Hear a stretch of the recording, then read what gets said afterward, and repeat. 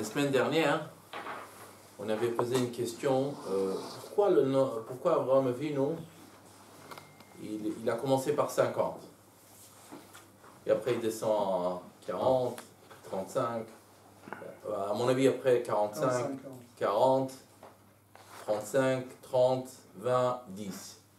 Alors, Mordechai m'a dit, va lire dans le Rav Botchko ce qu'il rapporte sur ça. La vérité, j'ai pas tout, enfin, j'ai compris une partie, mais j'ai pas encore vu dans le. En tout cas, l'idée générale de Rav Botchko, dans Sodome, il n'y avait pas que Sodome. Il y avait Sodome, Amora, Adma, Utsuvim. Il y avait 5 villes. 5 villes. Ah, 10 Alors, par ville. Voilà, 10 par ville. Donc c'est pour ça que en fait, il commençait par 50, il descendait jusqu'à 10. Mais maintenant il y a un problème. C'est quoi les 45 ? Les 5. Ouais, alors, si je me rappelle bien, et je suis désolé, j'ai pas eu le temps de regarder dans le livre, mais on peut le regarder ensemble.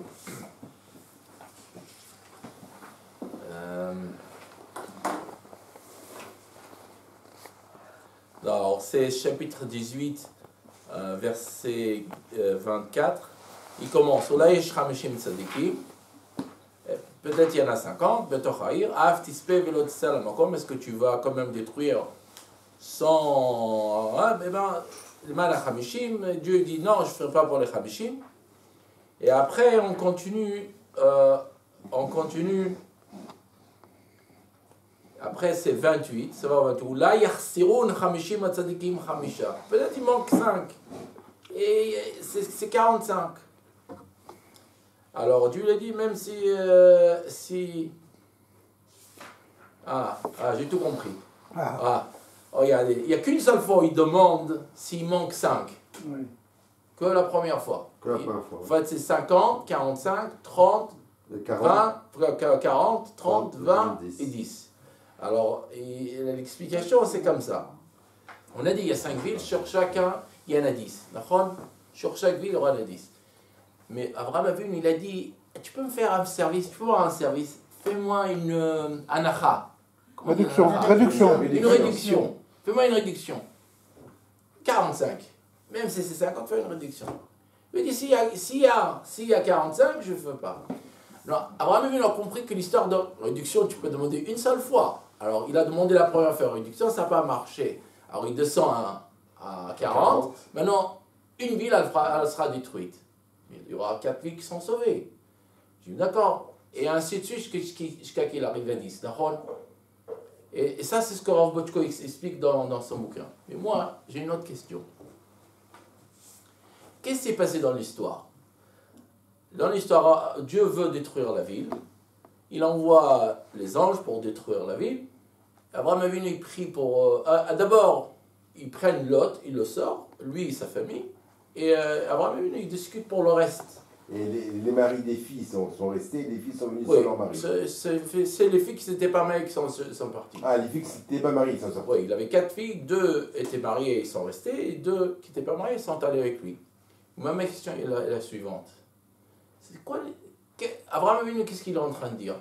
Il y a peut-être des gens tzadikim dans la ville qui demandent que Dieu fasse exactement ce qu'il a fait à Lot. Fais-les sortir de la ville. Pourquoi te prier pour toute la ville ? S'il y a des gens qui sont tzadikim, fais comme tu as fait à Lot. Pourquoi à Lot, t'as pas dit pour Lot, allez faire, on détruit pas la ville ? L'autre, il y avait un seul. D'accord. Et là, Quel est le problème de faire sortir les tzadikim ? Moi, j'arrive pas à comprendre. c'est libre arbitre. Non. Il y a des tzadikim, il y a un seul tzadik. Dans tous les 5 villes, il y a un seul tzadik. Fais-le sortir. C'est un tzadik, il ne doit pas mourir. C'est quoi l'argument d'Abraham Avinu ? L'argument, je sais pas. Mais je crois que, si je me souviens bien, hein, j'étais assez jeune à l'époque, Oui. il n'y a que 4 villes qui ont été détruites. Non ? C'est peu importe. Moi, Oui, je ne non. parle pas de ce qui s'est passé historiquement. Je parle l'argument d'Abraham Avinu. Oui. Quoi ? Viens, on sauve les villes parce qu'il y a des tzadikim. Moi, je dis, attends, c'est quoi ? Laisse tomber de sauver la ville. Sauve les tzadikim. Sauve les tzadikim. Plus que ça, je dirais. Comment ça se fait que Dieu détruit des tzadikim ? C'est des tzadikim. D'après Abraham Avinu, il ne mérite pas de mourir. Pour le Maboul aussi, on a détruit les tzadikim. Ouais. 4 tzadikim on l'a détruit dans le Maboul. Ah, il y avait d'autres. C'était marqué. Et il y a marqué, je crois, dans la parasha de Bereshit, il y aura des bons et des mauvais qui seront dedans. C'est pas marqué. Ça, c'est peut-être un midrash, mais Non, marqué, non, c'est sûr que c'est pas marqué. Si, c'est dans Bereshit. Là, Vas-y, montre-moi. La première paracha, c'est à la fin. Je vais effacer l'homme que j'ai créé depuis la fin depuis l'homme jusqu'à l'âne domestique jusqu'au. Tiens. Non, ça dépend des tzadikim. C'est pas des tzadikim. C'est des faux tzadikim. C'est marqué spécifiquement qu'il a tout détruit. Venor Matzachen Ben Hashem. Il y a que Nor qui. Je l'ai lu. Ça va comment? Non, mais je veux dire, lu, c'est un- ou en tout cas, C'est pas dans Rachid que tu l'as lu? Non, Non, mais l'autre aussi devait mourir. On a parlé de ça. Comment? L'autre, il devait mourir à Sdom. Ah bon? Il a été sauvé grâce au. Et là, toi, tu renforces ma question. C'est C'est pas. l'autre qui ne méritait pas parce qu'il s'était pas un tzaddik, qu'il l'a C'est sauvé. grâce à Abraham Avinu. Et Nachena, mais s'il y avait des tzaddikim, on n'aurait pas pu croire que Dieu aurait dû le sauver. Il n'y avait pas de tzadikim. Non, s'il n'y avait pas de tzaddikim, pourquoi Abraham ne parle du tout? Et dans la Shoah, il n'y a pas eu des tzadikim aussi? Non, viens, on ne rentrera pas là-bas du On tout. se pose la même question. Alors voilà, on se pose la même question pour la Shoah. Comment? On se pose la Ah même non, Non, c'est pas ça. Vous n'arrivez pas, peut-être n'arrivez pas à m'exprimer. Moi, je ne rentre pas dans les calculs de Dieu. C'est- Moi, je demande la L'argument logique d'Abraham, l'argument d'Abraham Avinu. Sans Tu les dis, tzadikim. s'il y a 40, s'il y a 50, s'il y a 31, viens, on ne va pas détruire. Ben viens, fais l'inverse. Dis si, et ça, tu as beaucoup plus de chances de réussir. S'il y a 5 tzadikim, fais-les sortir. D'accord. Très bonne question. Voilà. Je ne sais pas la réponse, mais en tout cas, Rav Botchko, il a répondu à la question de la semaine dernière qu'on avait, mais il reste quand même une autre question. Ah, donc t'as pas de réponse. Non, j'ai pas de réponse. Je comprends, Je t'ai dit, moi je donne Ah pas. non, c'est bonne question. C'est bonne qu'il question, il faut réfléchir. Je vais la poser. Bon, alors, la paracha, on va faire un résumé de la paracha. La paracha elle commence avec le décès de Sarah Imenu. Après ça, Avraham Avinu va voir les gens de Benechet, les gens de Chet, pour leur demander un endroit où enterrer Sarah. Et au début, il lui disait, bien sûr, là où tu Pourquoi veux, il tu a peux choisi cet l'enterrer. endroit-là? Comment? Pourquoi il a choisi cet endroit précisément?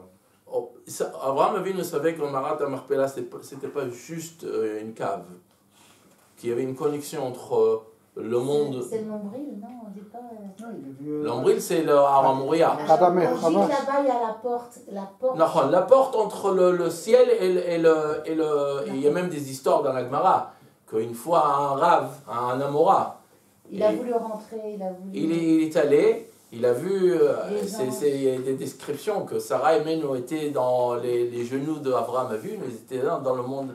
Et c'était la porte entre ce monde-là. Et d'ailleurs, il y a des histoires de fous. En 1967, quand ils ont pris Marat Amarpela, je ne sais pas s'ils sont vrais ou pas, mais je les ai Ouais, lus. c'est vrai. Moi, j'ai vu quelqu'un parler. Ils ont mis deux soldats, un après l'autre, qui ont décédé, les deux, un après l'autre qui ont décédé. Et Oui, après, oui, il y a des gens qui sont morts. et après, il y a Moshe Dayan qui a fait descendre Sa Sa fille. fille. Sa fille. Bon, peu importe, ça veut dire que cet endroit, c'est un endroit complètement mystique. C'est le fait qu'on ne puisse pas le voir. Ça veut dire que c'est un autre monde. Celui qui vit dans ce monde ne peut pas supporter d'être dans l'autre monde. Il va partir s'il voit. Reprenons la suite du résumé de la paracha. Voilà, on reprend la suite du résumé de la paracha. Il dit que c'est. Il dit Rachid. Pourquoi ils ont tenté alors? Bon. Je sais, moi, ce qu'on voit, mais on va voir dans le texte que Marat Amarpela était quelque chose d'extrêmement important pour Avraham Avinu, et pas seulement pour Avraham Avinu. Donc, à la fin, il dit je veux parler à Ephron, il parle à Ephron. Il y a une discussion de fou entre Ephron et Avraham Avinu. À la fin, Avraham Avinu lui donne 400 pièces en or. Ces pièces en or, ce n'était pas juste des pièces en or, c'était des pièces en or que tu pouvais utiliser n'importe où au monde. C'était quelque chose d'exceptionnel, c'était des millions de shekels équivalents d'aujourd'hui. Une somme faramineuse. Oui. Comment? Une somme faramineuse. Ah oui, absolument. Et après, on a l'histoire d'Avraham Avinu qui l'envoie. Eliezer. Toi, tu dis Eliezer, moi je dis, je ne Son sais serviteur. pas, Son serviteur, voilà. son serviteur. il envoie son serviteur. C'est pas marqué Eliezer? Non. Non, c'est pas marqué. Ah, attendez, ne regardez pas maintenant. Non, c'est... On va y arriver. Continue le chat. Et il envoie, il va à l'endroit d'Abraham Avinu, et là-bas il a tout un truc. Il dit si la fille elle me donne à boire et aussi elle me propose de donner à mes chameaux, c'est la fille que tu vas. Hein. Et Rivka, elle dit oui. Après il va chez eux, il raconte toute l'histoire. Bref, et à la fin Rivka rentre avec lui. Elle se marie avec Yitzhak Avinu. Et après, comment? Elle tombe du chameau. Elle tombe du chameau, quand elle le voit. On appelle le coup de foudre. Voilà. Et à la fin, on a une histoire qu'Abraham Avinu était décédé. Ben, avant de mourir, il a donné des cadeaux aux enfants de Ketora. Et voilà, la fin de la paracha. Bon, maintenant on reprend le début de la paracha. C'est marqué Vayu Chaye Sarah, 100 shana, 20 shana, 7 shanim shene Chaye Sarah. Que Sarah elle a vécu, si je dis ça en hébreu normal, 127 ans.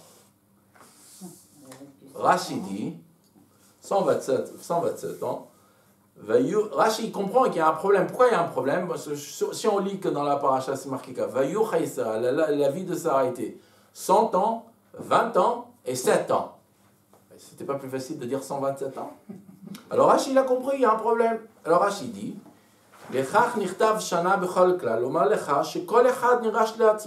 chaque chose est là-bas pour nous apprendre quelque chose. Bat me'a ki bat esrim lechet. À 100 ans, elle était comme l'âge de 20 ans. Parce que, par rapport au péché. Par rapport au péché. La loi va comme ça. Si une personne est décédée avant l'âge de 20 ans, elle n'a pas de punition. Il n'y a pas de punition jusqu'à l'âge de 20 ans. Si je prends une parenthèse, il y a une Gemara qui dit, je suis désolé de la parenthèse, mais c'est à voir avec Dieu va chez Abraham, il lui dit, tes enfants ils ont fauté. Qu'est-ce qu'il lui répond Abraham? Tes enfants. Mais quand est-ce qu'il lui a dit ça, Hachem? Non, mais combien de temps? Qu'il soit puni. Non, ça veut dire la moitié, Non, plus à 20 ans. C'est ça Yitzhak qu'il a dit. Ouais. Abraham il dit, Dieu lui dit, tes enfants ont fauté. Dieu lui dit, détruis-les. Ils ne veulent pas t'écouter, va les détruire. Et Dieu dit, bon, le père il est comme ça, le grand-père il est comme ça, on va au petit-fils. Il va à Yaakov Avinu, il dit la même chose, et Yaakov répond la même chose qu'Abraham Avinu. Il va à Yitzhak. Yitzhak, il répond ce que lui il a dit.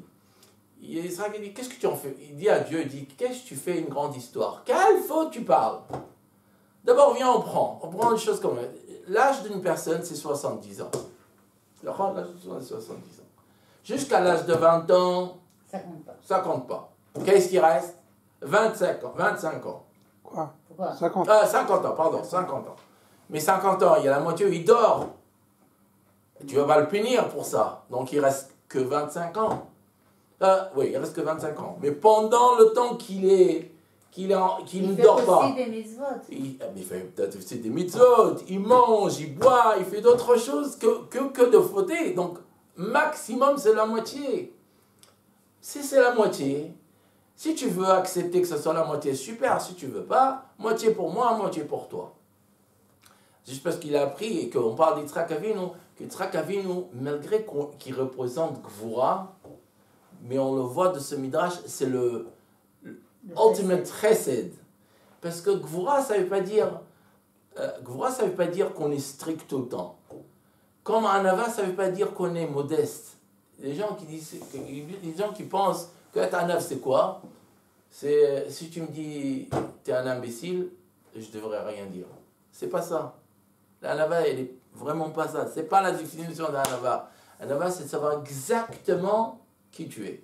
Je crois que Maharal de Prague, c'est lui qui dit que à la fin, quand tu pousses la Midat à Din au maximum, ça devient Chesed. Et quand tu pousses la Midat à Chesed au maximum, ça devient Din. Ça, je savais pas.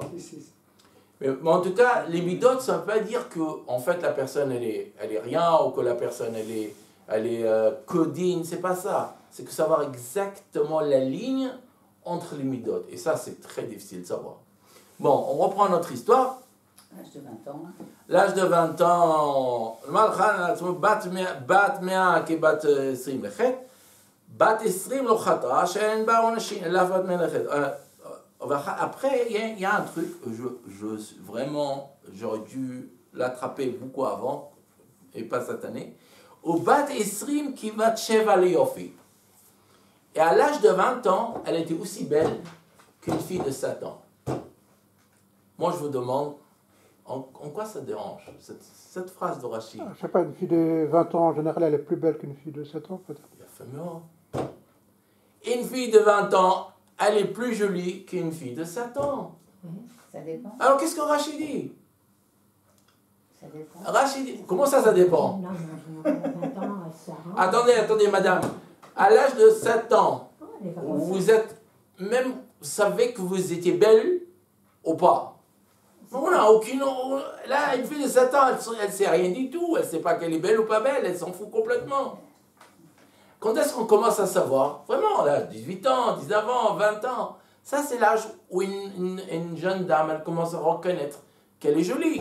Qu'est-ce que Rachid dit? Il devait inverser. Pourquoi il dit l'âge de 7 ans comme 20 ans? Ah, c'est quoi la définition de belle? Non, Rachid dit la yofi, ça veut dire la beauté.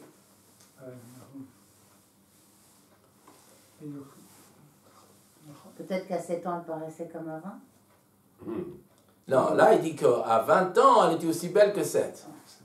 Que comme si elle avait 7 ans. C'est pas inversé. Alors que c'est le contraire. C'est quoi? dit Yafa?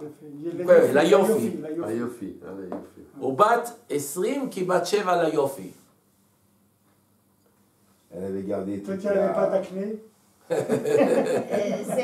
c'est la nature, 7, c'est un chiffre important, et 20... À l'âge de 7 ans, il faut réfléchir comme ça. À l'âge de 20 ans, une jeune fille, qu'est-ce qu'elle pense de sa beauté? Dans quel état d'esprit elle pense de sa beauté? Elle avait l'insouciance d'une enfant de 7 ans. C'est pour attirer La pureté d'une enfant de 7 ans. Voilà, à l'âge de 7 ans, Oui. quand une fille elle est belle ou pas belle, elle ne regarde pas ça comme une beauté extérieure. Elle voit quelque chose d'innocent.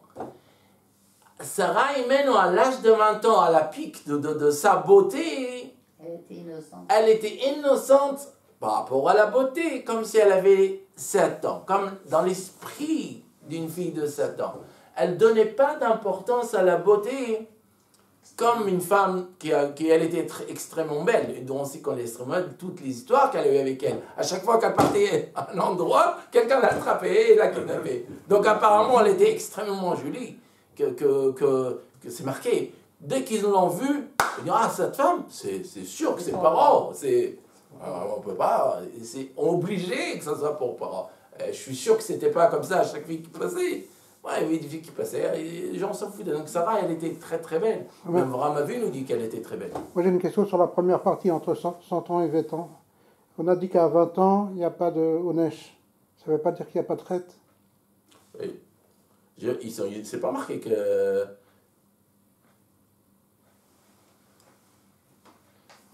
T'as raison. Sheina Batonashim. Rachid, il explique Oui, qu'il n'y a pas de punition. oui, mais voilà. Parce qu'on dit que c'est... T'as raison, Rachid comprend ta question. Il dit, ça ne veut pas dire qu'il n'y a pas de péché. Il y a un péché, mais il n'y a pas de punition pour le péché. On dit que c'est sur les parents. Comment? On dit que c'est sur les parents jusqu'à 20 ans. Non, jusqu'à... D'accord. Mais c'est vraiment pas comme ça, parce que de l'âge de 12 ans, une fille, elle est indépendante. Ce Oui, qu'elle fait, d'ailleurs, c'est la pas part du important. temps, et le père dit Baruch Sheptaranu. D'accord. Et pour le fils, il dit pas Or Sheptara, tu as raison. Je ne sais pas pourquoi on dit sur les 1. À mon avis, c'est que l'âge de 12 ans. Et que vous sachiez, la halakha est comme ça.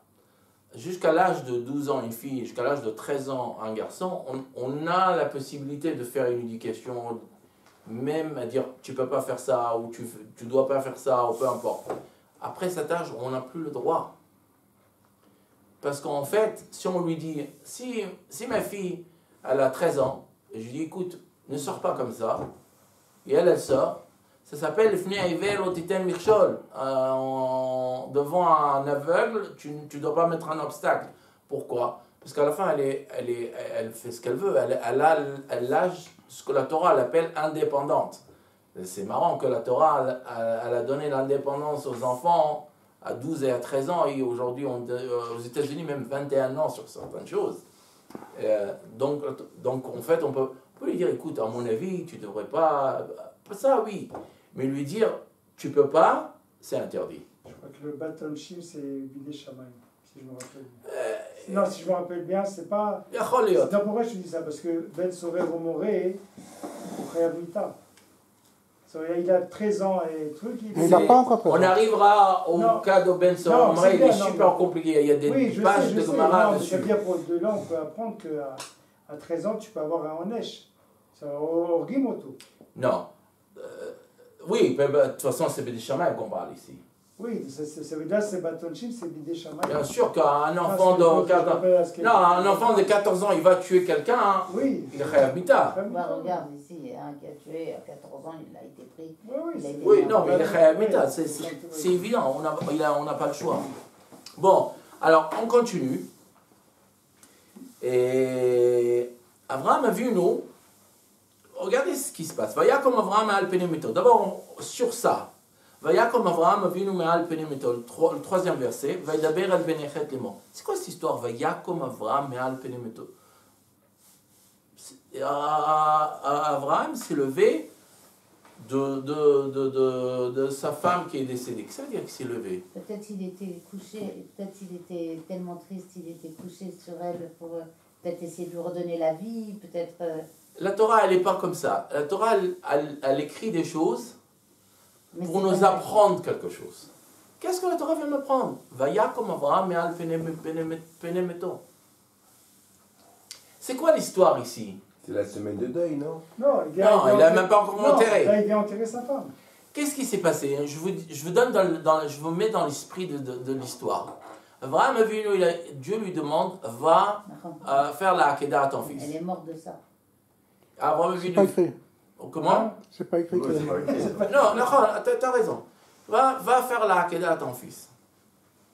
Abraham a vu, contre tout ce qu'il croit, il va faire ce que Dieu lui dit. Il y a une émotion de folie.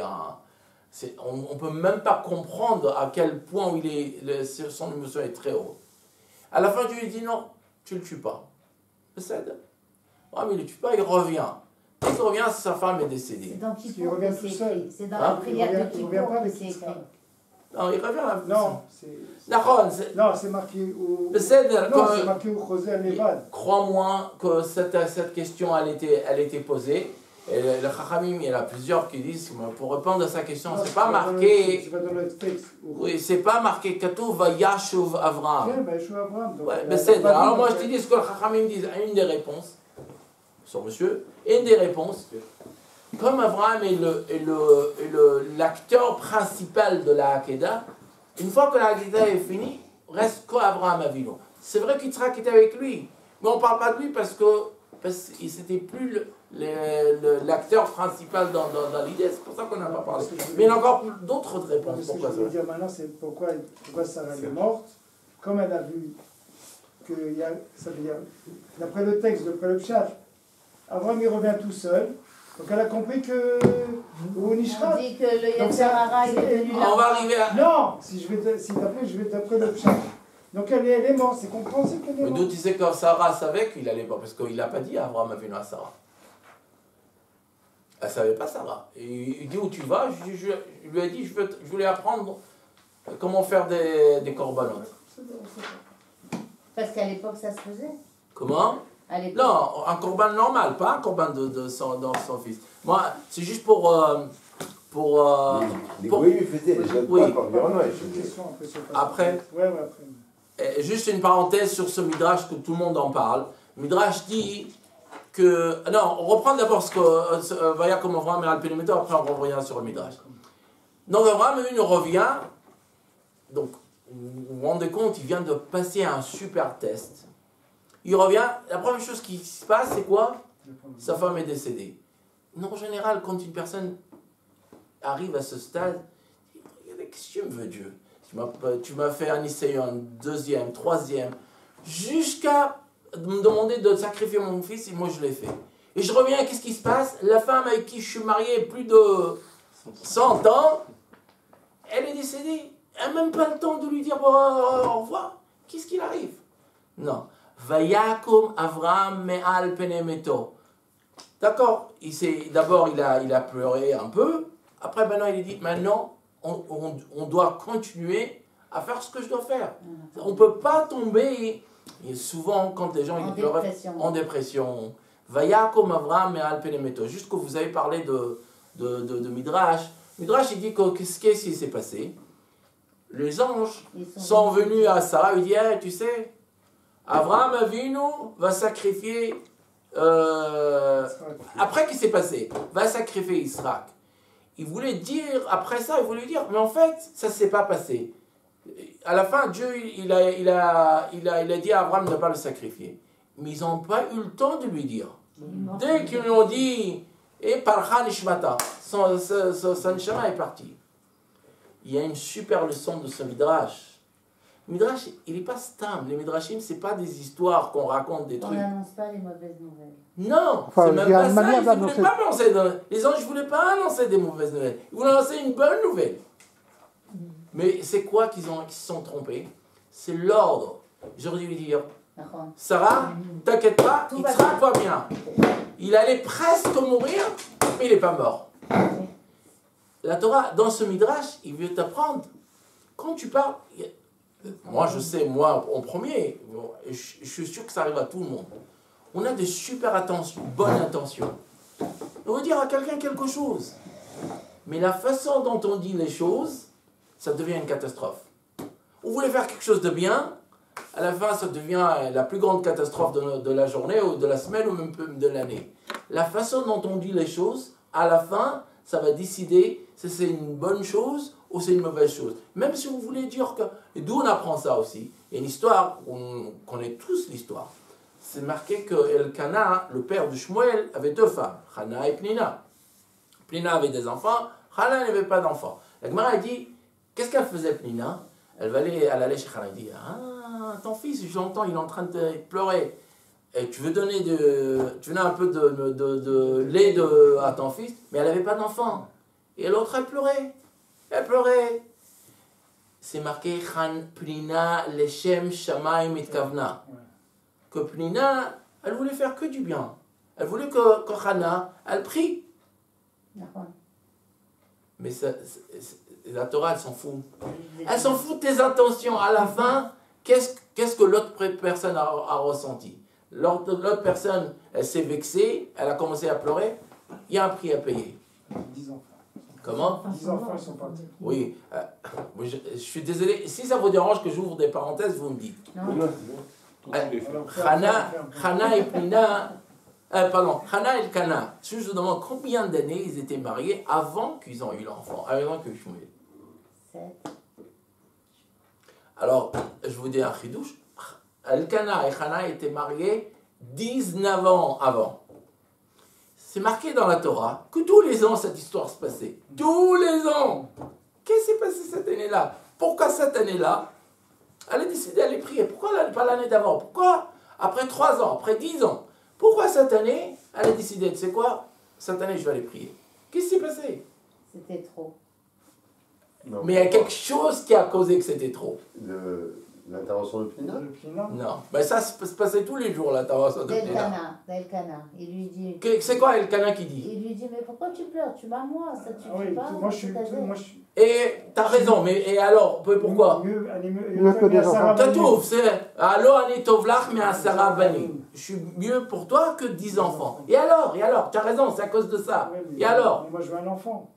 Non, mais pourquoi elle dit, quand elle entend ça, elle dit, je vais prier. Pourquoi quand on entend cette phrase, vous avez raison, absolument, c'est que cette phrase qui lui a fait prier. Mais pourquoi? Il a dit 10 enfants.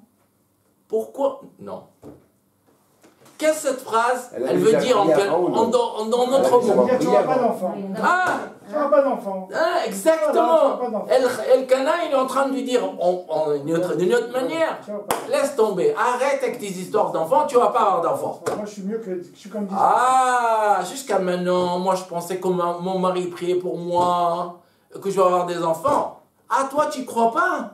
Toda Rabba Lecha, merci beaucoup, reste-toi ici. Moi, je vais parler directement à Dieu. C'est ça qui a fait faire Hannah. Parce que tant qu'elle pensait qu'Elkana priait pour elle, et que Elkana et elle étaient sur le même longueur d'onde, et qu'ils allaient les deux prier pour un enfant, alors elle n'a rien dit. Mais quand tu lui as dit, alors mais à Sarah, elle dit, bon, Toda Rabba Lecha, t'es très gentil, je vais faire ça tout seul. Mais pour revenir à Sarah et au retour d'Abraham à Beersheba, en fait, il n'y a pas de smichout entre les deux événements, entre la mort de Sarah et le retour d'Abraham, parce qu'il y a un passage au milieu, tout un paragraphe sur les enfants de Milka. Ah, ça, c'est pour introduire Rivka. Oui, mais les événements, ils étaient un côté de l'autre, absolument. Le Vavachibour, Veayou. Non. Oui, alors. Vaïou, oui, ça veut alors, dire que c'est après les événements d'avant. Oui. Mais je vais te dire autre chose. Au point de vue chronologique, Yitzhak avait 37 ans quand il a fait la Akida. Et là, et on savait que Rivka avait 3 ans quand elle s'est Non, morte. c'est pas écrit. Comment? C'est pas écrit. Non, c'est pas écrit, t'as raison, Alors. c'est pas écrit. Mais d'après l'ordre chronologique de ce que la Torah présente, elle avait 3 ans. Donc, ces parachutes sont absolument l'un à côté de l'autre. Non, mais ce que je veux dire, c'est entre le retour d'Abraham et l'annonce de la mort de Sarah, je veux dire, des fois on fait des drachotes sur la smiroute des parachutes, et là il n'y a pas.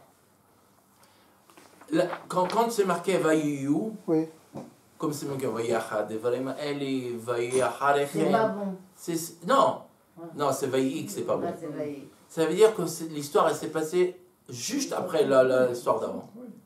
Ah oui, Vaïou, c'est... Vaïou, c'est l'histoire, juste l'histoire. Les autres, c'était pas des histoires. Vaïachad, Vaïm, Eli, Vaïgad, Avraham. Vaïou. D'abord, il y a un Vaïi ici. Vaïachad, Vaïm, ce qui est marrant, Ouais. pourquoi c'est marqué Vaïi ici? Quelle est la mauvaise nouvelle? Où ça? Dans la paracha d'avant. Dans la Martyr, paracha de Martyr. Vaïra. ויחל הדברים האלה ויגד לאברהם לאמור הנה ילדה מילכה גם היא בנים לנחור אחיך. Quand c'est marqué Vaïi, Vaïi b'mei Achashverosh, Vaïi b'mei Shufot HaShoftim, à chaque fois qu'il y a marqué Vaïi, il y a une mauvaise nouvelle. C'est quoi la mauvaise nouvelle? Au contraire, Rivka elle est née. Bon, ça je sais pas, mais en tout cas, quand c'est marqué c'est Vaïi, la paracha elle est connectée à ce qu'il y a avant. Bon, donc Vayakom, ça veut dire qu'il s'est levé. Il s'est levé de son deuil, c'est-à-dire quand on a des difficultés, on ne doit pas, comme elle a dit, on peut pas rentrer en dépression et rester là-bas, dire je suis pas bien. Maintenant j'ai une question là. Pourquoi c'est marqué Livkod, de Sarah, Lispod, Livkota? Normalement, ça veut dire d'abord tu pleures et après tu fais un espède. Non, tu fais un espède, le espède te fait pleurer. Ouais. Quand tu rappelles la personne et les bonnes actions. Bah ouais, quand tu parles de la personne, et hop, tu te mets à pleurer. après tu te mets à pleurer. La question est pourquoi c'est marqué les fkota, le café, les petits. Non, moi j'ai toujours vu que. Attends, Tu viens à Has v'shalom, tu vois un enterrement, avant quand personne parle. Tu vois quelqu'un qui pleure? Oui. Moi, ce que je vois, c'est quand. Qui c'est qui pleure? C'est les. Quand est-ce que tu entends les enfants? Non, les gens proches. Même les gens proches, quand est-ce que tu les entends? Quand on parle. Quand on parle de la personne. En tout cas, moi, j'ai jamais vu le contraire. Moi, je vous pose une autre question maintenant. Avraham Avinu, cette histoire, elle est très bizarre. Avraham Avinu, il va chez tous les Bnei Chet. Il commence à faire une histoire. Guerre va toucher, c'est Pasuk Dalet. Guerre va toucher à Nuchem. Je suis un habitant avec vous. Tnou li achuzat kever machem vekviram etim lefanai. Je suis. Donnez-moi un endroit où je peux enterrer mon mort. Il est devant moi. Et il y a toute une histoire. Il y a tout un. Mise en scène. C'est comme une manifestation qui se passe. Vous avez tous les Bnechet qui sont tous là-bas dehors. Et est-ce qu'Abraham Avinu sait ce qu'il veut? Il sait.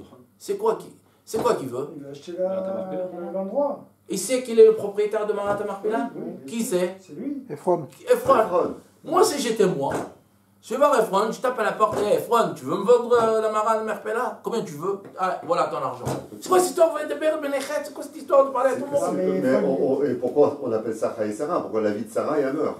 Il savait que la mort de Sarah, ça allait faire vivre et faire la naissance d'un Israël. Ok, mais je comprends. Et donc, il voulait Ma que question, ça soit officiel auprès du peuple qui... En quoi ça va arranger de parler à Benechet? Benechet à la rigueur, pas à la rigueur. Plus tard, où ils n'ont même pas le droit de vivre en Eretz Israël. Non, Parce qu'ils ne voulaient pas vendre les Ah oui, les Benechet, ils ne voulaient pas Ils vendre. ne veulent pas vendre. On voit bien qu'ils veulent vendre. Non, ils Ils voulaient veulent lui lui donner, donner. lui prêter, tu as le droit de l'enterrer, mais pas donner la terre. En quoi, C'était assourd pour eux. on s'approche. En quoi de rassembler tout le monde, ça résout le problème? Personne ne peut dire j'étais pas là. Et alors? Comme Un au témoignage. Mont Sinaï. Et alors? Tout le monde était là, tout le monde est témoin, tout le monde a accepté. Personne Vous n'a avez dit raison, mais et alors? Vous dites J'approche. 90%, mais vous n'arrivez pas à 100%. C'est quoi l'histoire? Moi, je vous donne un exemple très simple. Vous avez un bâtiment au milieu de la ville. Ce bâtiment, il appartient à Avraham Yitzhak. Okay? Et Yaakov veut acheter le bâtiment. Il va voir Avraham Yitzhak, je veux acheter le bâtiment. C'est quoi le premier problème? Même dans le tableau, de ce que vous voulez. C'est quoi le premier problème d'avoir d'acheter? C'est le bas, il a la balut, c'est à lui. Non, on sait que c'est le balut à lui. Est-ce que la mairie, elle autorise à faire la vente de... Non. Ah, le roi, il y a un droit de préemption. Non, c'est quoi d'autre? Il y a Abraham Yitzhak. Il faut un vendeur. Est-ce qu'il y en a d'autres? Abraham Yitzhak, on sait qu'ils sont le propriétaire, mais il y a peut-être d'autres. Peut-être il y a des gens... Des actionnaires. Des gens qui sont pas écrits.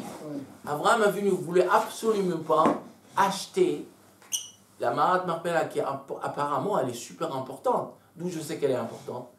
Quand Abraham est décédé, c'est marqué, après cette histoire, ils l'ont enterré à la Marat de Marpella qu'Abraham a vu nous acheter de Ephron. Et on sait qu'il a acheté de... Pourquoi tu répètes? Après Yitzhak, après Yaakov. Yaakov il dit à Yosef, enterre-moi à la Marat de Marpella qu'Abraham a vu nous acheter. À chaque fois on répète ça. Apparemment, Abraham Avinu a compris, au long de notre histoire, que cet endroit-là, ça va être un problème problématique. Il y aura des gens qui vont venir dire, c'est à nous. Abraham Avinu dira, je ne vais pas l'acheter comme ça, taper à la porte des fois, je dis, donne-moi, vends-moi la terre. Je vais faire un scandale, je vais amener une grande manifestation, je vais amener tout le monde de Benechet. Tout celui qui a à dire, tout celui qui a des actions dans cette merpella, qui vient maintenant. Oui, et on peut mettre ça presque en parallèle avec les Seret Adibrot, où Hachem a parlé officiellement. Exactement ça, exactement. Tu as dit un truc très joli. C'est exactement la chose parallèle à Seret Adibrot. Que Dieu voulait que tout le monde le sache, pas que le Bnei Israël, que tout le monde sache que d'abord c'est notre différence entre nous et toutes les autres religions. Mohammed, il a reçu le Coran dans une cave. Tout seul. Oh, pas seulement tout seul, il était dans une cave, à l'intérieur de quelque chose. L'autre, Jésus, je ne sais pas ce qu'il a fait. Il a entendu des voix. Je crois. Non, lui il n'a rien reçu, il n'a jamais dit qu'il a reçu quelque chose. C'est Paul, quelques années plus tard, qu'il a raconté des histoires. Mais Jésus, il n'a jamais rien dit. Là, c'est officiel. Il n'y a pas eu de révélation chez les autres. Il n'y a pas de révélation. Est-ce que je peux poser? Donc, le seul peuple que tout le monde a entendu, c'est qu'en Israël. Pourquoi? Pour la raison que toi tu dis. Que le plus tard, on ne va pas dire « Ah non, mais c'est des histoires. » J'étais pas là. Oui, Mordechai, pardon. Non, j'ai une question cette semaine quand j'ai vu. Alors, le Pasuk Bet, on n'a pas... Il a dit Kiet Arba. Pourquoi on l'appelle Kiet Arba? Il y a plusieurs raisons. Oui, il y a plusieurs raisons. Parce qu'il y a 4 Anakim qui étaient là-bas. Il y avait 4 Zougot. Donc il dit les 4 Zougot et tout ça. D'accord. Ça, on a compris que c'est Kiet Arba. Mais après, Amar Pela, dans le Pasuk, ça c'est Pasuk Bet. Et dans le Pasuk Tet, Amar Pela. Alors, Baït, Baït, Vealia, Agaba. D'avoir Acher, Cherfoula, Bezougot. Et il a déjà dit, Rachid, que c'est Bezougot. Non, Rachid avait dit qu'il y en avait 4. Là, dans Marpella, on ne dit pas... Non. Mais non, mais... Non, attends. Non, Tu confonds deux choses. Rashi dit Kiryat Arba. Kiryat Arba, c'est la ville. Ouais. C'est pas la Marat Marpella. Et pourquoi on l'appelle Kiryat Arba? Parce qu'il y a 4 zgot, 4 pères qui ont été enterrés. Maintenant, c'est quoi Rashi dit? Pourquoi on appelle Marat Marpella? Un, c'est ça. 2, c'est parce que zgot. D'accord. Ouais. Alors, il y a autre chose que peut-être certains vous, la moitié de... Enfin, tout le monde ici va apprécier. Abraham Avinu, regardez, Abraham Avinu demande, je veux un endroit où enterrer. Vayanu Benechet et Abraham les morts. Ils lui ont répondu. Shemaen et Adonin essaye Elohim ata betochenu. Tu es quelqu'un d'important parmi nous. Bimfra kevan kevoret metecha. Personne ne va te dire non. Bon, il se prosterne devant eux. Et après, il leur dit, si vous voulez vraiment que j'enterre mon mort, allez parler à Ephron. Pourquoi Abraham Avinu, quand on lui dit ça, il ne s'arrête pas? Et bon, ils m'ont donné leur parole, hein? Leur accord, que je peux faire ce que je veux. Pourquoi il ne s'arrête pas là? Ça, j'ai trouvé un truc très joli. Il y a plein de gens du VAD ici. Hein. Vous allez apprécier ça. Il a dit, quand vous êtes dans une communauté, vous venez parler à la communauté, et les gens te répondent, t'inquiète pas, ça sera fait. Vous pouvez être certain, ça ne sera pas fait. Quand tu as plein de gens, et que tout le monde te dit que ça sera fait, ça ne sera pas fait. Quand est-ce que ça va être fait? Quand tu vas voir Serge, tu dis, écoute Serge, est-ce que, toi tu te vas, est-ce que tu peux faire ça, ça, ça et ça? Et tu dis oui, t'inquiète pas, c'est ma responsabilité. Mais si tout le monde te dit on va le faire, ça va pas se faire. Tout le monde pense à l'autre. Parce que tout le monde pense que l'autre va le faire. C'est comme ça que ça marche. Alors, ma mamie dit ouais, c'est sympa. Mais moi j'ai besoin d'un truc vrai, très spécifique. Ah, mais de toute façon, c'était Ephron le propriétaire. Je dirais, ils ne peuvent pas parler au nom du propriétaire. Non, bien sûr qu'ils pouvaient, parce qu'ils étaient les membres de la Kihila. Ils pouvaient dire à Ephron, t'as pas le choix. Et c'est pas comme aujourd'hui, c'est pas une démocratie. Et puis Ephron, il est venu après, il n'était pas le roi, ils l'ont mis. Ah, mais d'accord, mais ça lui appartenait. Oui, même si ça lui appartenait, à l'époque, c'est pas comme aujourd'hui. Vous pouvez lui dire. Mais Ephron aussi, il était parmi eux, il a dit, tu peux prendre ce que tu veux. C'est vrai, d'accord. Bon, la vérité, comme il y a plein de choses à faire, je vais choisir de quoi on va parler. Alors, si vous pouvez prendre chapitre 24, Pasuk, le premier Pasuk. Ça, c'est super intéressant. Ve'Avraham zaken ba bayamim. Ve'Hashem belachat Avraham bakol.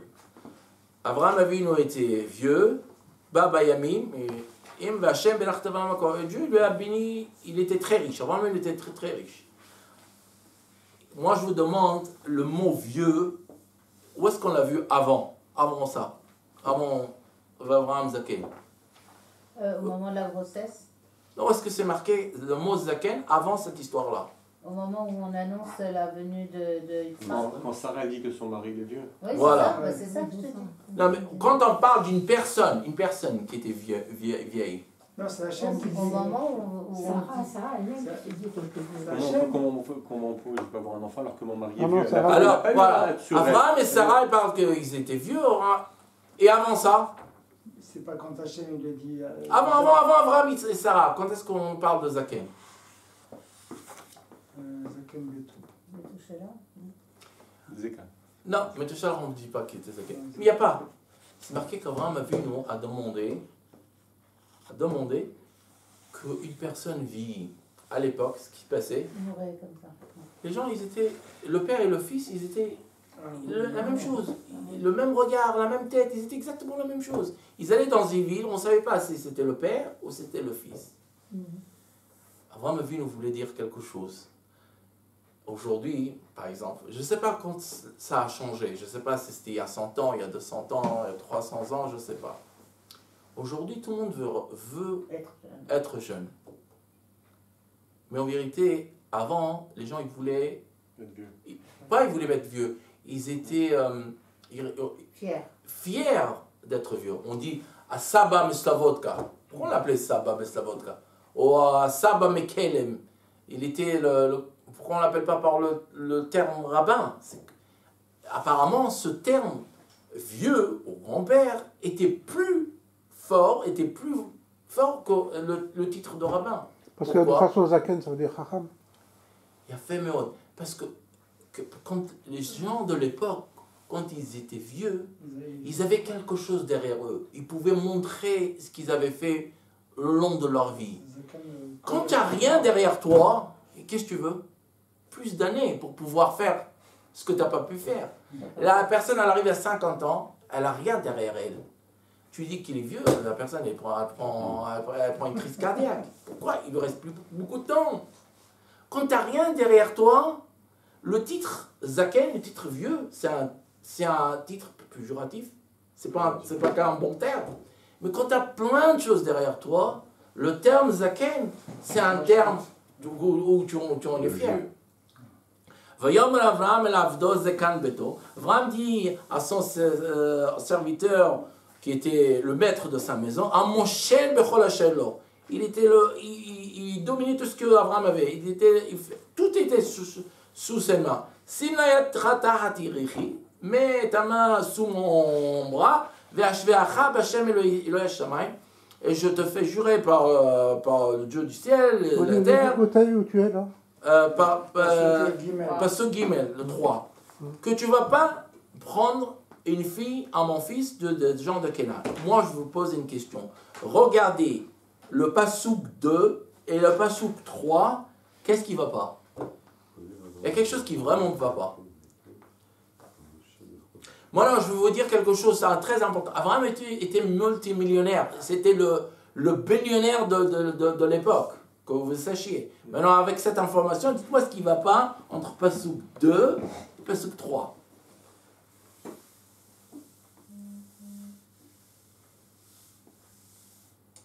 Attends, comment il s'appelle? Zaken Avdo Zaken Beto, c'était il était de Canaan. Le doyen, ça me Non, Zakan Beto, c'était le plus... Non, on dit qu'Eliezer, c'est un de Canaan. Possible, mais c'est pas ça. Même pas. Qui gouvernait tout ce qu'il avait. En d'autres mots, Eliezer, moi je dis que c'était Eliezer parce que le Haramim dit que c'est pas marqué, mais était le trustee, comment on dit le trustee? Le gérant. Le gérant des milliards d'Abraham Avinu, des centaines de millions d'Abraham Avinu. Il avait la signature sur le compte. Il pouvait tout faire. C'était responsable de tout. Ça, c'est le premier pasuk. Après, il y a le troisième pasuk. Il le fait jurer. Il le fait jurer. Moi, je vous pose la question. Tu lui fais confiance à tous tes millions. Pourquoi tu le fais jurer? Pourquoi tu le fais jurer pour ça? Tu lui dis, va, cherche-moi une femme, voilà, comme ça. Tu fais confiance, tu ne fais pas confiance. Parce qu'il sait qu'Eliezer, c'est pas l'argent qu'il a reçu. Et non, et surtout Eliezer voulait peut-être marier sa fille.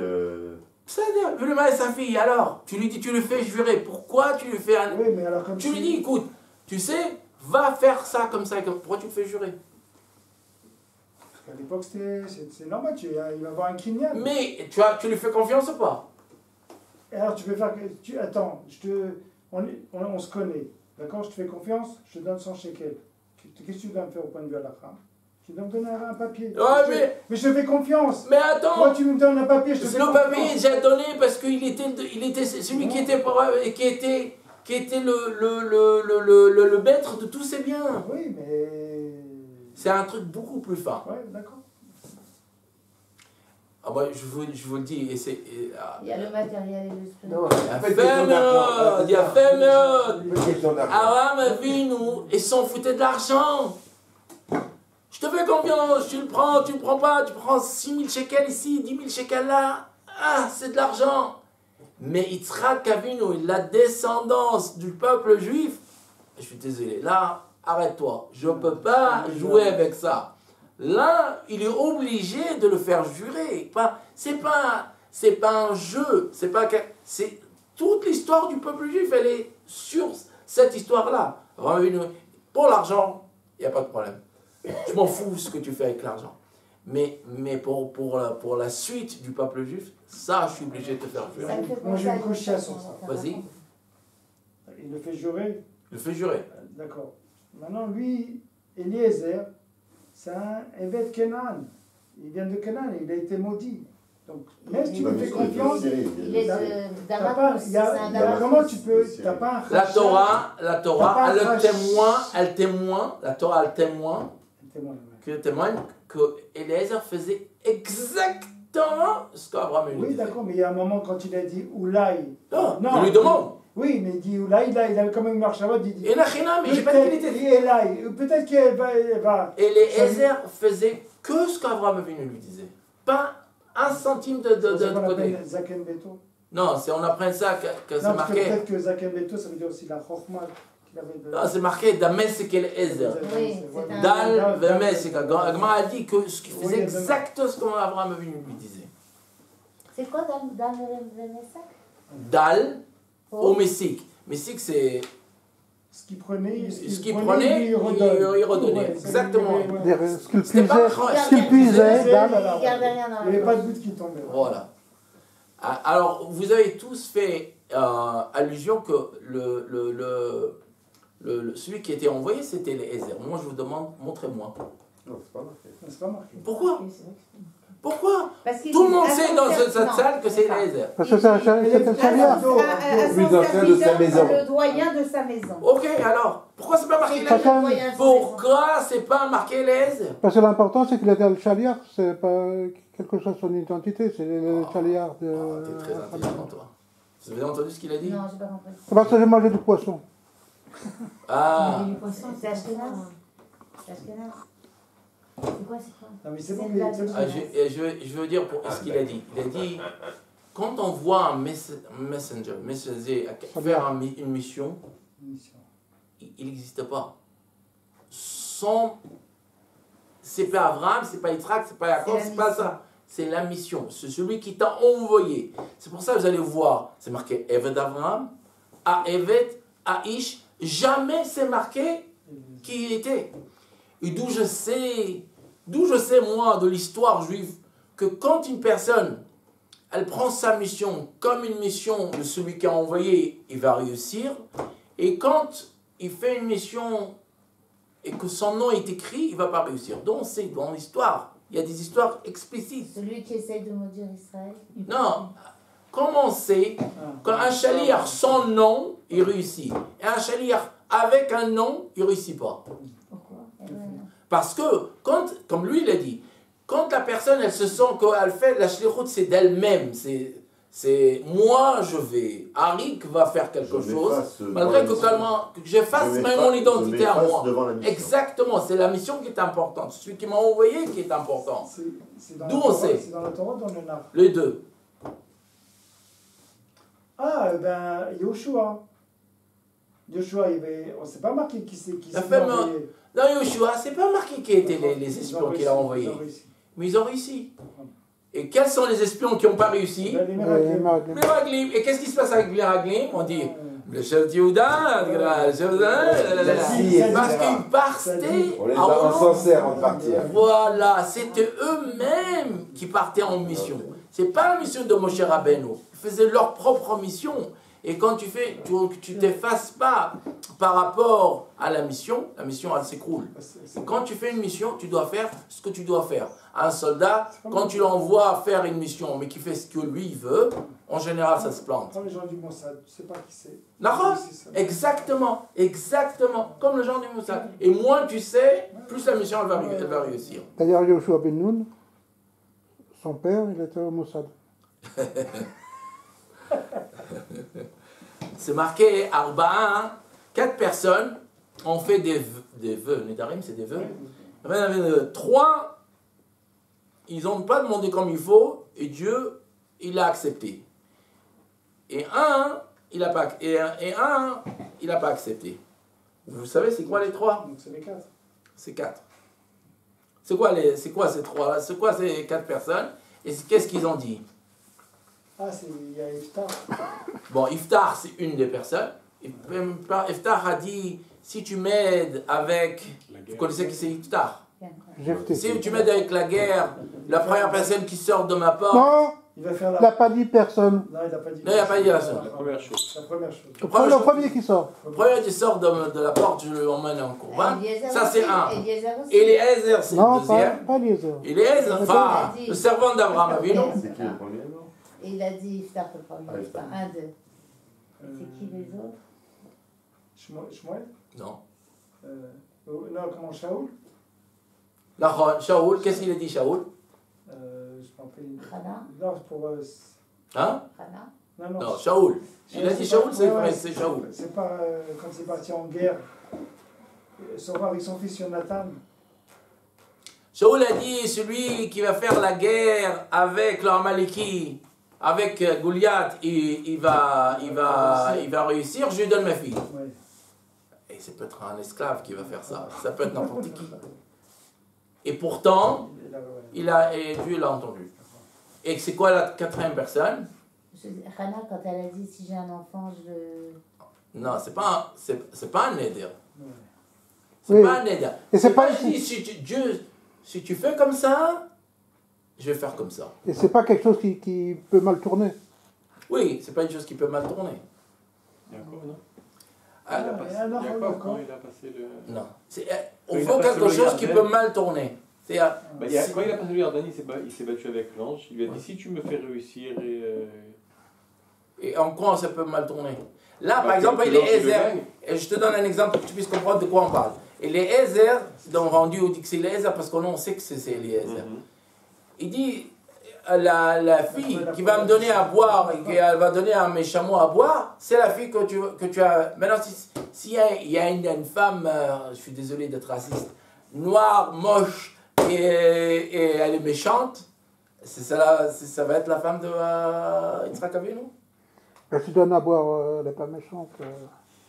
Ouais, un peu. Il y a des gens méchants qui peuvent donner à boire. C'est quoi cette histoire? C'est ça qu'il faut rechercher. Il y a encore une histoire où la personne a dit si cette chose arrive, je donne ma fille. Bon, c'est Kalev. C'est marqué, ouais. Vayom al Kalev, Asher Eket, Kiryat Sefer Urchada. Celui qui va conquérir Kiryat Sefer, je lui donne Arsa Beti. Je lui donne, encore une fois, ça peut être n'importe qui. Hein? Arsa, c'est le nom de sa fille. Le nom de sa fille, c'était Arsa. Alors, la Gemara a dit, 4, ils ont dit ce genre de truc. 3, ils ont été, même malgré qu'ils n'ont pas dit d'une manière bien, ils ont été écoutés. Et 1 n'était pas écouté. Moi, je vous demande pourquoi 3 ont été écoutés et 1 n'était pas écouté. Alors, qui c'est qui n'a pas été écouté? Iftar. Iftar, oui, sa fille, elle a... C'est assez facile. Hein? Tu peux me Vous rappeler étiez très qui c'est intelligent. Iftar, c'était un des juges d'Israël. Et il y avait une histoire avec lui. C'est quoi l'histoire? C'est que lui, il était d'une femme illégitime. Donc, ses frères, ils ont dit qu'il était légitime. Et ils l'ont chassé. Et après, les Juifs ont été conquis par une autre nation. Et Iftar était un bon général. Ils sont allés le voir et il me dit, est-ce que tu peux nous aider? Il leur a dit, si je vous aide, à condition que moi je deviens votre enfin pas roi, à l'époque il n'y avait pas de roi, chauffette. Ils ont dit oui. Et Iftar, il a dit à Dieu, je vais aller me battre, je vais faire un neder, je vais faire un vœu. C'est quoi le vœu? Celui qui... Le premier qui sort de la porte de ma maison, je l'amène comme un sacrifice à Dieu. C'est son fils. Et c'est sa fille qui est sortie. Oui, mais là on dit qu'il aurait pu les battre. Peu importe, il aurait pu le battre. Ouais. Il n'a pas été le battre. Mais moi je dis, ma question, le choix qu'il a fait. pourquoi Iftar n'a pas été écouté? C'est ce qu'il a dit. Mais le choix, parce que ce qu'il a dit, c'est pas bien. C'est ce qu'on Mais a eux aussi, ce qu'ils ont dit, c'est pas bien. Pourquoi je vais marier ma fille, c'est pas une chose. Non, mais si c'est quelqu'un qui n'est pas matim, Eliezer, il y a une femme qui vient. s'il y a une femme qui n'est pas matima, qui fait le chesed. mais il y a quelque chose de très clair, vous réfléchissez un peu, elle est super claire, il y a une différence très très claire entre le cas de Iftar et les 3 autres cas. Si moi je gagne la guerre. Voilà. C'est moi qui gagne la guerre? Non, mais Iftar, c'est une question de mettre à mort. Yitzhak, ça peut être pire que ça. C'est une grillade, je ne sais pas où, qui est méchante, et qui va être... Si c'est une méchante, on peut toujours le garer, Chota. Mais c'est parce qu'il a dit, si elle me donne à boire et elle me dit, je donne à tes chameaux, ça va être la femme de Yitzhak Avinu. Ça va être la femme de Yitzhak Avinu. C'est très simple, les jeunes. C'est quoi le common denominator, le point commun des trois par rapport à l'un? Je vous ai dit tout là. Attends, Eliezer, il a demandé une femme. Eliezer, c'est pour la fille. Et après qui on l'a dit? Eliezer, Caleb et Shaoul. Caleb, pourquoi il a dit? C'est le mariage. Il a dit celui qui a... Il y en a qui donne la vie et l'autre qui donne non. Caleb, il a dit celui qui va conquérir Kiryat Sefer, je lui donne ma fille. Donc toujours c'est fille, question de mariage. Il y a tous les trois. L'autre c'était une mauvaise raison. Non. C'est pas que c'est pas une mauvaise raison. Au contraire, il voulait faire un korban. Non mais pas un korban humain. Non, il voulait pas faire un korban humain. Il s'est mal exprimé. Il s'est mal exprimé. Donc les trois, c'est un mariage. Les trois, c'est un voir à... Hein? Moi, j'avais compris que lui, il avait dit quelque chose de négatif. Tous, ils ont dit quelque chose de négatif. C'est ça le truc. 4, c'est marqué 4 ont dit des choses pas comme il faut. 3, ils ont été écoutés. 1, il n'a pas été écouté. Tous les 4, ils ont dit quelque chose de pas bien.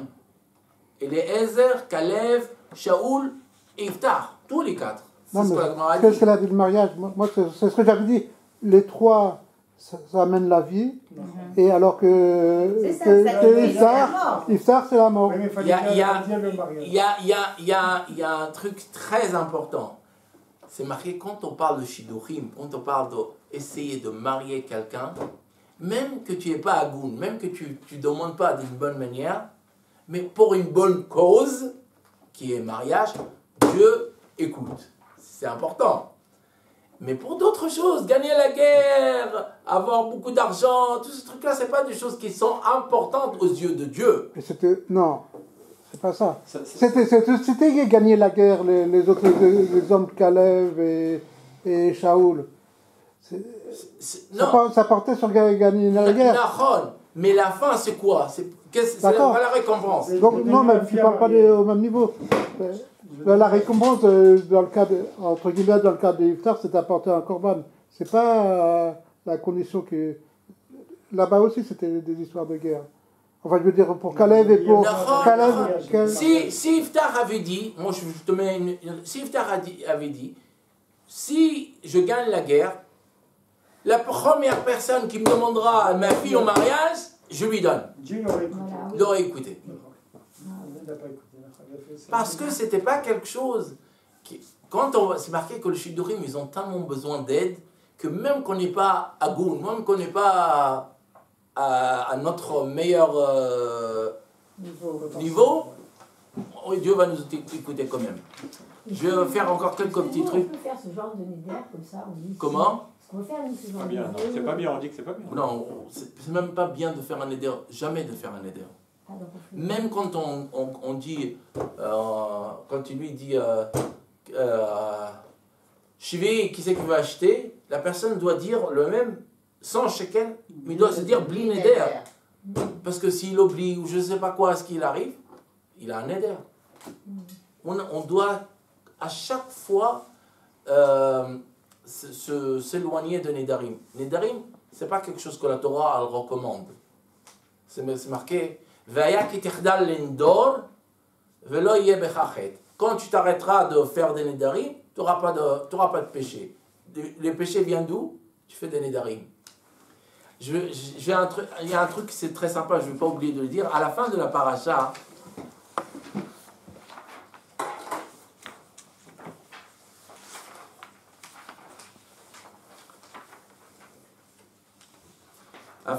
Perek 24, Pasuk Hei.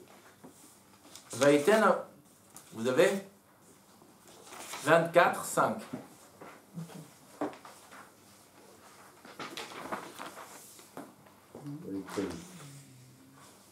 Perek 24, Pasuk Hei. Vaïten Abraham Kol Hashelo l'Yitzhak. Abraham a donné tout ce qu'il avait à Yitzhak. ולבני הפלגשים אשר לאברהם, et les concubines d'Abraham Avinu, נתן אברהם מתנות. Il leur a donné des cadeaux. J'ai pas le même livre que toi. Hein. Comme c'est peut-être que café. Ah pardon, c'est café. Ah oui, c'est ça. Parce que ça a changé. Café, pasuk kei. Ah, d'accord. Moi aussi, je ne voyais pas le pasuk. Ok, Vaïten Abraham. Il a donné tout à Yitzhak. Il a donné tout à Yitzhak. Mais le reste, il n'y a pas de reste.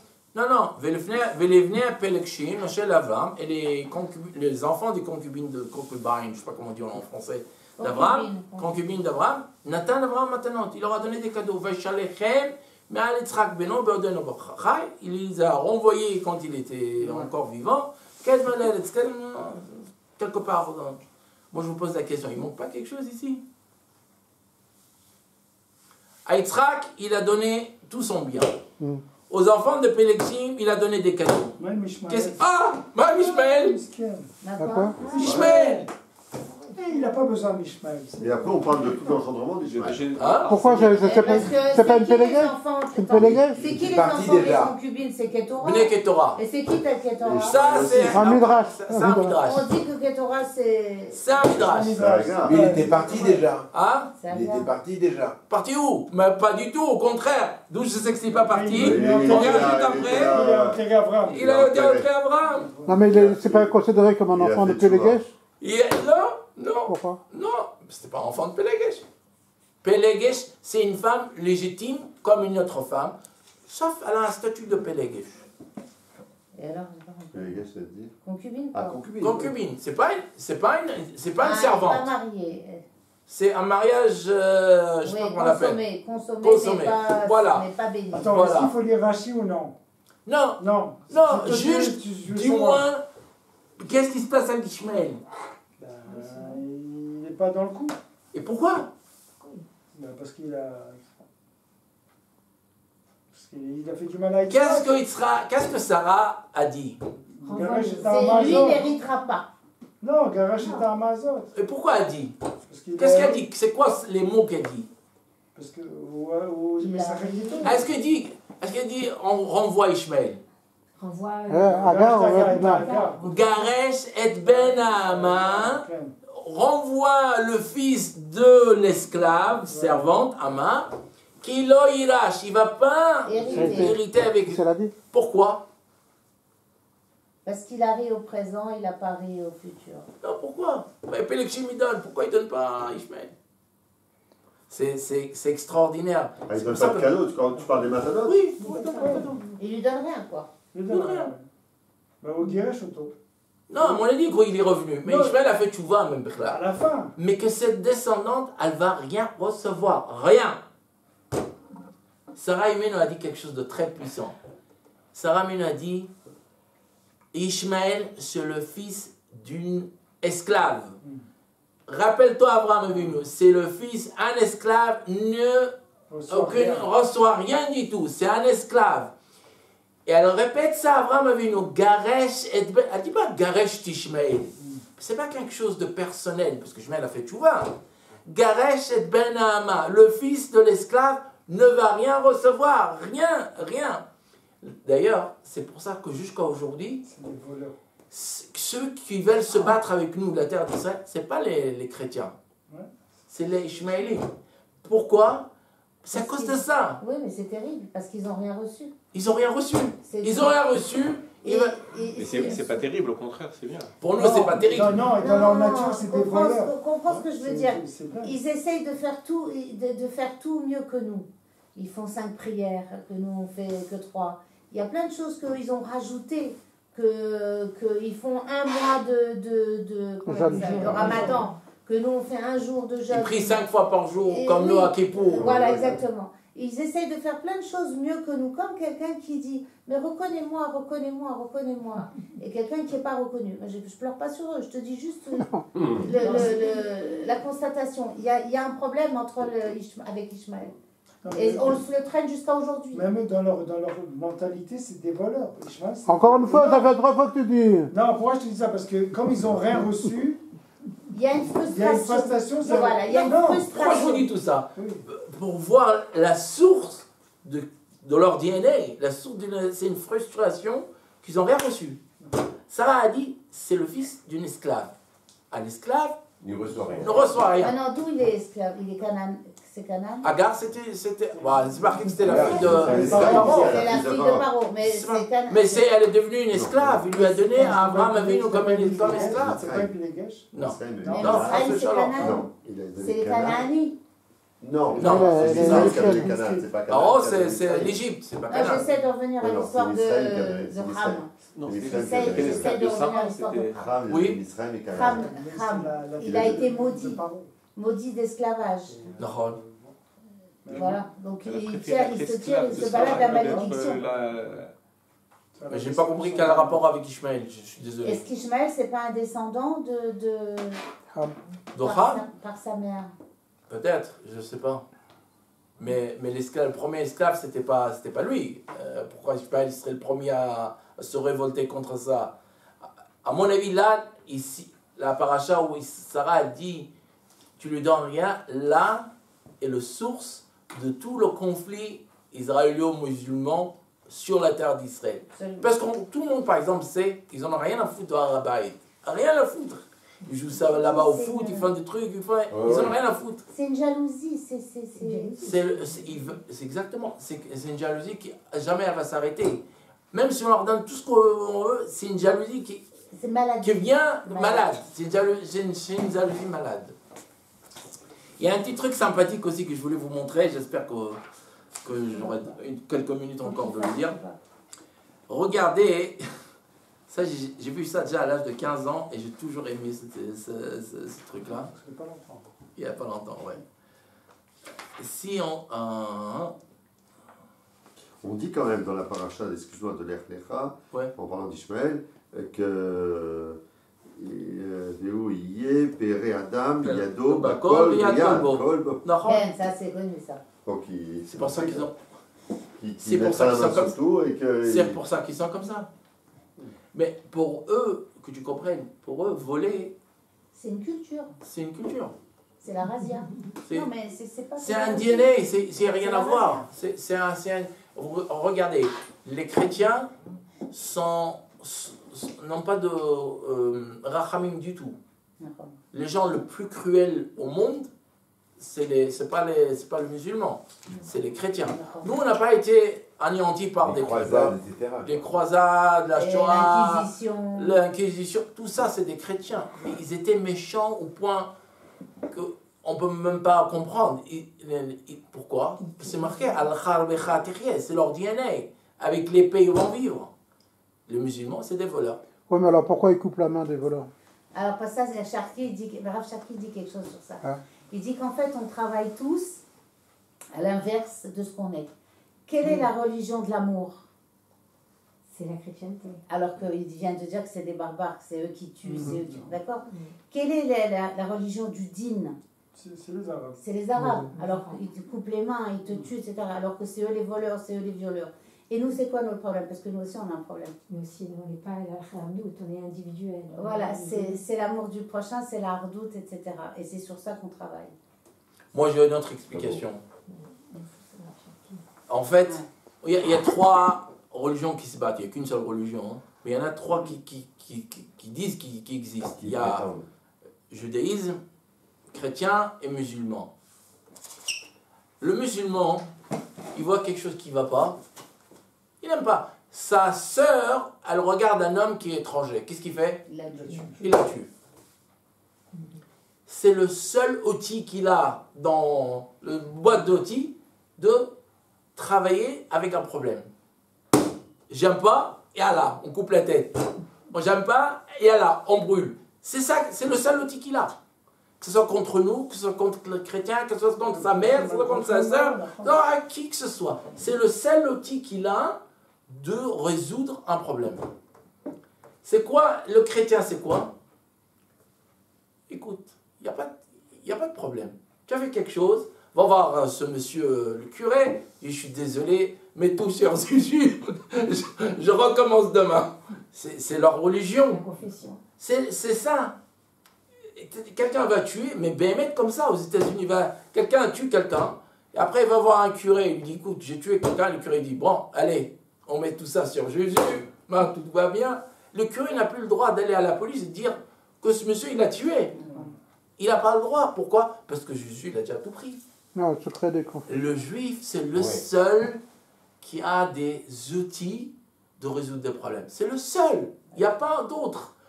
Et c'est quoi l'outil? C'est la Torah. La Torah dit, écoute, s'il se passe quelque chose comme ça et comme ça, c'est comme ça qu'il faut faire. S'il se passe comme ça, c'est comme ça qu'il faut faire. De la minute où on ouvre les yeux jusqu'à la minute où on ferme les yeux et qu'on dort, il y a des instructions quoi faire. Eux, les autres, ils n'ont pas. Ça, je ne contredis pas ce que lui il a dit. Mais moi, c'est comme ça que je vois les choses. C'est notre boîte d'outils par rapport aux deux autres religions. Je vais juste dire un petit truc, et après on arrête. Juste, si vous pouvez regarder, ça c'est juste un truc pour la petite blague. Ah. Si vous regardez chapitre 24, Passouk 28. Là, c'est l'histoire que Eliezer a rencontré Rivka, elle lui a donné à boire, elle a donné ses chameaux à boire. Il y a Eliezer qui lui donne des cadeaux. Après, il lui demande est-ce que tu as un endroit chez toi où on peut dormir? Elle dit il n'y a pas de problème. Après, il lui demande tu es la fille de qui? Elle lui dit je suis la fille de Bethuel et que tu peux venir chez nous. Et après, c'est marqué Passouk 28.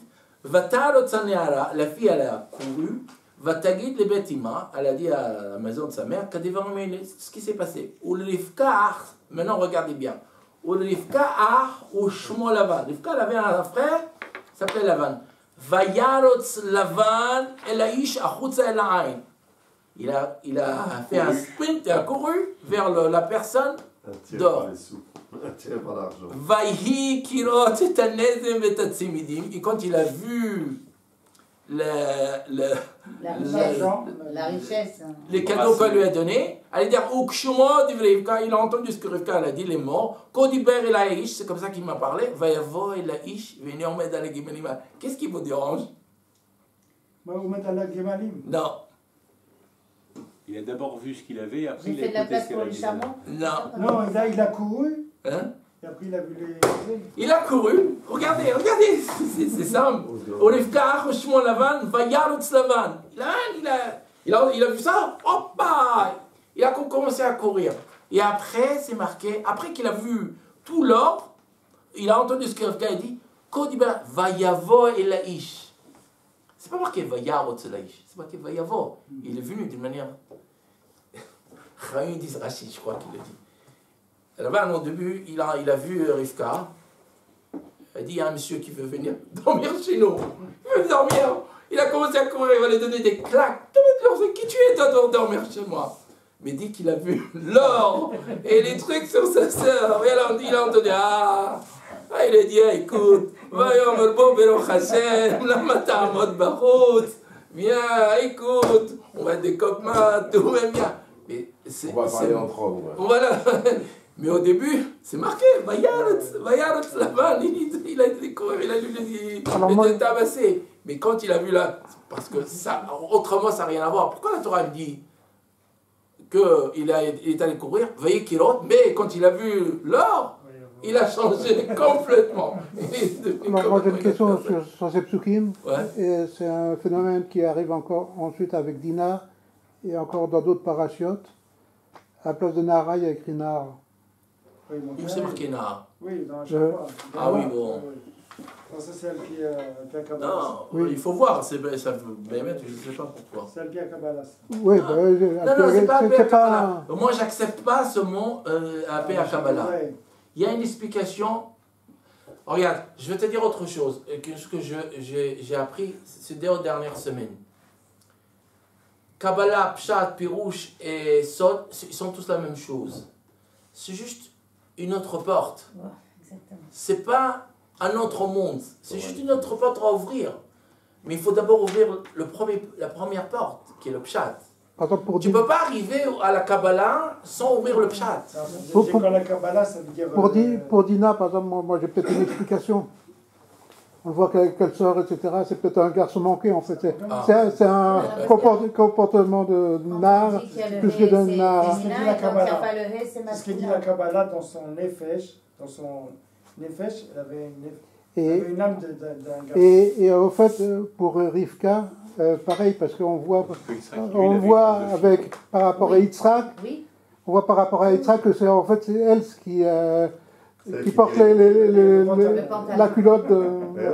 Parce qu'on voit que c'est elle qui a pris les initiatives, qui va donner tout de suite l'eau, qui va nourrir les 10 chameaux, parce que nourrir 10 chameaux, c'est beaucoup de travail. Pas seulement ça, mais ensuite avec Yaakov et Esav, avec après les 7. C'est elle qui est intervenue. Voilà. J'ai juste un petit truc avant de partir. Je veux dire pourquoi je voudrais partir, parce que si le Rav il arrive. Non, c'est pas un truc. Une seconde, je vais prendre.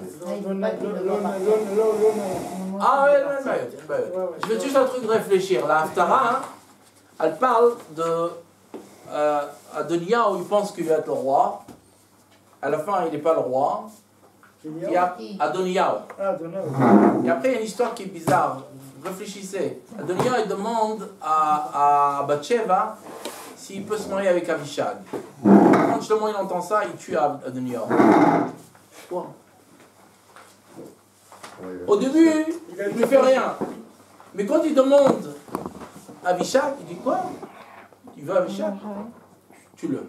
Peut-être qu'il avait des jeunes. Ah, réfléchis avant. Des jeunes d'Ishmaël. Non. C'est juste une question à réfléchir.